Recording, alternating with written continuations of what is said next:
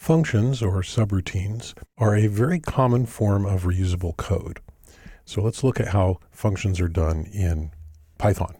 We'll make a working copy of syntax.py, and we'll call this syntax functions.py. Go ahead and open our working copy. We'll notice, of course, that main here is a function, and the purpose of that is not so much reusability as it is modularity, in allowing us to create more functions and be able to run them from main. So let's go ahead and create a function here. And I'll just call it func. And we'll print out a range of numbers.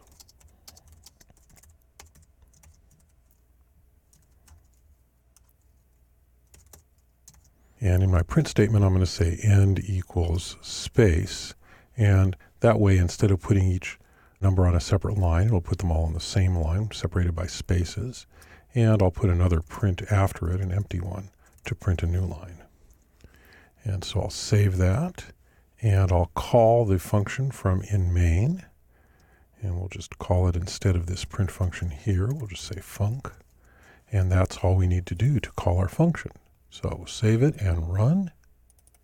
And we see we're printing out this sequence of 10 numbers.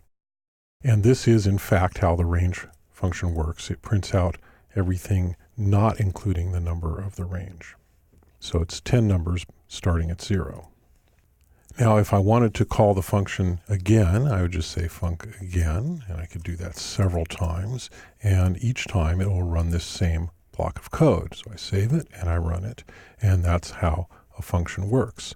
So let's look at how we define the function. The def keyword is for defining the function. That means that what comes next is going to be the name of the function. So there's the name.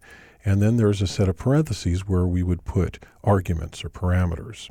And the colon says that this is going to be followed by a block of code, or a suite of code as it's called in Python. And then we have the suite of code itself. The suite of code is indented under the definition of the function, and in this case, of course, we're using the traditional 4 spaces of indenting,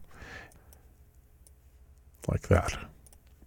Inside the parentheses, we could put arguments. So, for example, if I put an argument called a there, then I could say a, comma 10. So it would start at the number a in its range here, and so here I could use a 1, and here I could use a 3, and here I could use a 5, and it would use that as an argument to the range function. And what that does is it defines a starting point for the range. And so if I save that and run it, then you see we have one that starts with 1, one that starts with 3, and one that starts with 5. And so this argument in the parentheses is used inside the function in this way. We can give the argument a default value by saying a equals 0. Well, let's give it something different so we can see. Let's say a equals 7.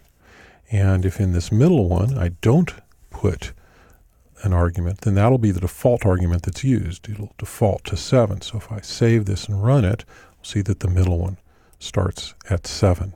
So there are a lot of other things we can do with functions and with function arguments, and we'll cover those later in our chapter on functions. But this is, in a nutshell, how you define a function in Python, and how you call and use that function, and how you can use arguments when you call and use that function.